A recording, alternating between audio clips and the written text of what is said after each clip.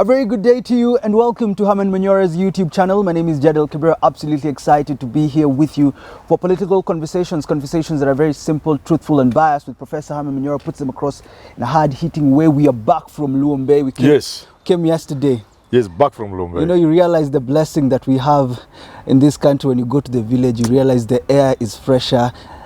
And we also come back to this toxic air in Nairobi and realize the opportunities that are here. But there's something else also when you're in the village. Yeah. When you are distributed those free gifted Solar. Portable solar from Power, Africa Power. Solar. Yeah. Guys from the US and with some branches here. We must talk about them. You could also notice something else. Apart from the happiness of receiving those gifts of lights, you could see the poverty. So when you see me crying on this show, telling these big people, please stop stealing money. The level of poverty, did you see it? Oh my goodness. You remember me saying that I wish I could get well-wishers. Just to give me some blankets. To put a smile. You saw where some of those people sleep. Horrible. Sometimes you go in a house, it is just one room. You see these are the beddings. I showed you those things spread outside. They spread them outside. That's what they used to sleep on. Imagine giving somebody like that a mattress.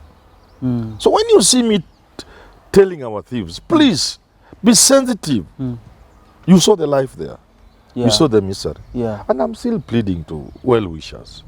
If you can just help us put a smile on just a few faces Those shows. from Luombe. Oh my goodness. Honestly, just a smile. Yeah. Yes. It's crazy, but Yes. we're back in Nairobi. It seems like we do not understand what is happening in the country. Raila Odinga says he has given Ruto until Monday to withdraw the finance bill or else. He hasn't given the consequences yet, but he says this is a burden. We're speaking about poverty. Is this a burden to Kenyans? Because we are here, we're looking at things and we do not really know what Kenyans are going through. Tax is always a burden. It's always a burden. And even the Bible, give unto Caesar what is Caesar's. Yeah. And unto God what's God's. Yeah. There can be no debate about tax. It's been there. The only thing people can talk about is how much tax and for what purposes. Can people see what the taxes are doing? But there can't be a debate about whether or not people should pay taxes. No, it will be in Parliament on June 6th. Yes. And videos are circulating of President Uhuru Kenyatta and Prime Minister Raila Odinga back in last year. They were saying they're supporting this tax on housing. Raila was saying 1.5%, I guess, and now it's 3%. What does this make of our politicians in this country? What is the case? Because Manyora was actually refusing it. Jad, what we need in this country are really serious leaders. Men and women who have a vision for this country. And let me tell you this, and I'm sharing this with my fellow Kenyans. If we continue on this trajectory, we'll lose this country. We will lose it. I'm telling you. We need people who can be firm and principled. And when there's need to change, they tell us why they are changing. You can't support something today. There are clips about Mudavadi on the same issues. Yeah. But then shamelessly, he now supports. Now you are bringing in Raila and Uhuru. I have talked to Raila in person about the housing thing. He seems to explain, but I think he needs to do it in public. Oh, what is his thinking about it? No, he was building on what they were doing with Kibaki. Because it is his cup of tea, he is the one to take it. I can't share what we discussed with him in public. It's him to tell the public why the change of tune, what the difference between now and then. That is his, not mine. But I, as a person, he has explained to me. But I want to know, because of the leadership thing that I'm asking, Manyora was strongly against it last year. You see, all of them. And now all of them are supporting it. You can't run a country like that. You can't run a country like that. Because what this presupposes is that the people who consume this news are idiots. That the average man and woman in the street doesn't know what's going on. Because then people don't even believe. You see, when the president talked about this electric, Yeah, people were just laughing. Yeah. You see the memes, you see the caricatures, you Yeah. you see what people are saying. I was being interviewed by, I think, Voice of America, and I told them, please, it's not. People are laughing about it, but it's a possibility. It's a technical possibility. Converting a car from gasoline to electric is expensive. The benefits are after you have converted. Supposing converting a motorcycle from petrol to electric is not expensive, then that might be the way to go, technically. So the president could be right. But you see now, because it is coming after many of these things, 3 months, 6 months, now people are just joking. People are just laughing. Our leaders must move away from that. From where you For example, even I think you didn't watch my video yesterday. When Raila says on Monday, you'll see. I'm telling him, stop that. Yeah. Stop giving ultimata after ultimata. You lose meaning. That is the situation we have with Yeah. Raila Odinga. And now Yeah. you have brought Ruto in the conversation about border. Is this also what Ruto has brought to himself, that you are promising people something that you think is good for them, but it doesn't seem realistic? Is this the situation? It comes after so many of those. When I eat a story like Jabba, Stories are Jabba. you said that. Mira. Yeah. Yeah? Imagine, you saw Eric Latif Yeah. of Spice FM, KTN Spice FM. And in reference to the president.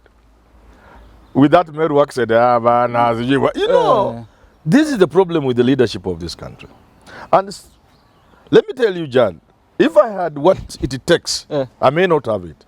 I would want to lead this country, to save it. Because it will be a different country. Well, where do you sit now? Are you're giving people some sort of hopelessness when it comes to the leadership, and you're saying you're probably the only person that can change I'm not this. the only person. I didn't say the only person. I'm asking. I have what it takes to turn down this country. I have the ideas. And I don't even mind. I don't even have to be president. Why can't the president just put me close to him and listen to me? This country, we shall turn it around. I don't have to be the president. The finance bill, from where you sit, what's your thought on it? Because what's trending now is digital tax, 15%. I think he said he has removed it or something. People from, not yet, people from our side, you know what we're doing on YouTube. It's going to affect us really badly. In fact, I can disclose that I once met some minister. Let me not mention his name. And I told him, because he was talking about this, I told him, don't talk to me so much about IT and the whole. Start where it should start. This is a multi-billion-dollar industry.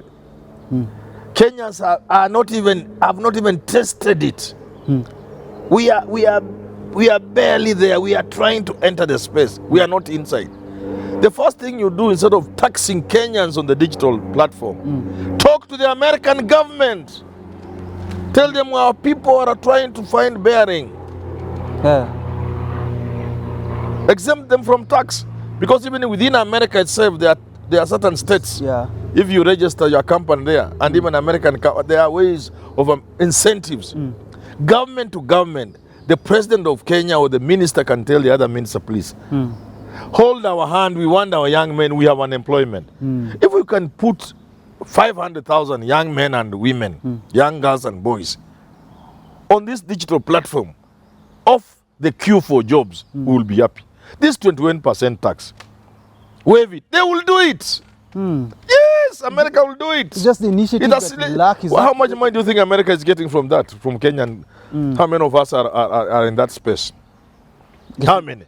You think it's getting any money? So if they look at what you are paying, they will laugh. They'll just say, okay, anybody, a company registered in Kenya, YouTube will not charge them. That's where you start. You don't tax the people. So the ball now is on Parliament, and we've talked about the crop of leaders that we have. Now it's going to Parliament. What's your advice to the MPs? It will pass. The whole bill? And I can see you didn't watch my video yesterday. It will pass. And I have no problem with it. What should happen is not whether or not to pass the bill. This bill must pass, because it's not just about housing and VAT. This is what runs government. So people say, don't pass it out. The finance bill must pass, must become an act of parliament for government to function. What people should be doing is to be proactive. To point at provisions One, which are unconstitutional. Two, which may be offending natural justice, fairness, and equity. You see, I, for one, do not believe in VAT because it's the most immoral tax on earth. A tax where a man who lives in Karen pays the same tax with those villagers you are seeing in Luombe. That is an immoral tax. So then you say, okay, this one, why don't you remove this? Why don't you reduce this? That's the discussion we ought to be having. Not saying let's not pass the bill. How? The bill must pass until we pass, whether you like it or not. The bill will pass. It's a simple reality. Simple reality. But there are provisions which we can amend. That thing provides for amendments. I have proposed an amendment myself if I was in Parliament, which is exempt people earning below, say, 30,000 from this housing levy. Okay. For one, the money they pay will never amount to anything even in 30 years. Where it is going, it will not make a difference. Yet, in terms of hurting the individual, it hurts the individual without benefiting anybody. Why not exempt them? 30,000 per month, you pay 900. How long will you pay to get a house even for 300,000 shillings? That's years. So why can't they exempt you? I also want them to remove the capping, at least for the employee. They can cap for the employer at it's 2,500. Yeah. I would want that maybe slightly higher. But for the employee, why are you capping when I'm now getting the people who have money? The moment unaruka tu Manyora, una stop. Na wale wako mbele ya Manyora. Me, I'm now hapo mahali wana cap hapo. Na wale wako mbele yangu. Why are you sparing them? Those are the people who should pay. So this capping itolewe. That's how you grow a country. You don't oppose things for the sake of opposing. You don't oppose the finance bill because you don't like Ruto. No. You look at the finance bill and look at the people of Kenya. And say, what is it in the finance bill that is beneficial to the people of Kenya? What is it that is hurting people of Kenya in this finance bill? Should we amend it? Should we remove it? And then you move your country forward. Now, Raila Odinga has given an ultimatum. By Monday, if this bill still goes to Parliament and Ruto continues pushing for it, there'll be consequences. What's your advice for him? Because he has too many consequences. He should stop that. Because all that he has, even last week there was one by midnight. Midnight past, nothing happened. So even this one of tomorrow, nothing will happen. Simple as that. Look, from the little I know in this world, don't threaten that which you have no power to enforce. A threat must be a threat that you have the power to ensure those who breach face the consequences. So if you tell the president, I'm giving you this ultimatum, and he ignores you, and you have no power to do anything, you come out looking bad. So for Kenyans, are we being taken for a ride by Raila Odinga? Is that what is happening? It's not Raila Odinga. It's our leaders in general. I think our leaders, they need to up their game. Our leaders, they leave a lot to be desired. And yet there's no country that has ever progressed without leadership. You can't put a country on autopilot and expect it to prosper. Every empire, every great empire in history, there is a name to it. Every great kingdom in history, there is a name to it. Every country that has moved, there is a name to it. Every civilization has names to it. Singapore has Lee. It didn't just happen. The happenings of the Second World War, there are names. So you're saying without leadership, you can't go anywhere. So basically, you're saying we are on autopilot right now. This country seems to be almost on autopilot because I'm almost giving up on them. I think we need better leadership than what we're having today. I think we need better leadership. It's as simple as that. Because you see, the government is engaged in excesses. Even a kid now knows. Walk in the streets, you laugh. They are mimicking the president and talking about taxes, even in Njugush.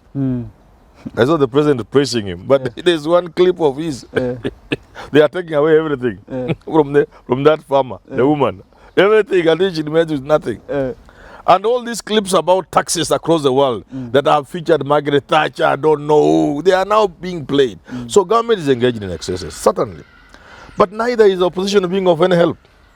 The opposition is not constructive in its engagement over these issues. So we are now. It appears to me the opposition is only interested in political mileage. So we are now on every man for himself. Yeah, the country is on autopilot. Government is engaged in excesses. The opposition is looking for an opening. Gotta wrap it up. I guess we'll have to see what will happen past Parliament. But as Manyora says here, the bill will obviously pass. Until we do talk again, have yourself a lovely rest of your day.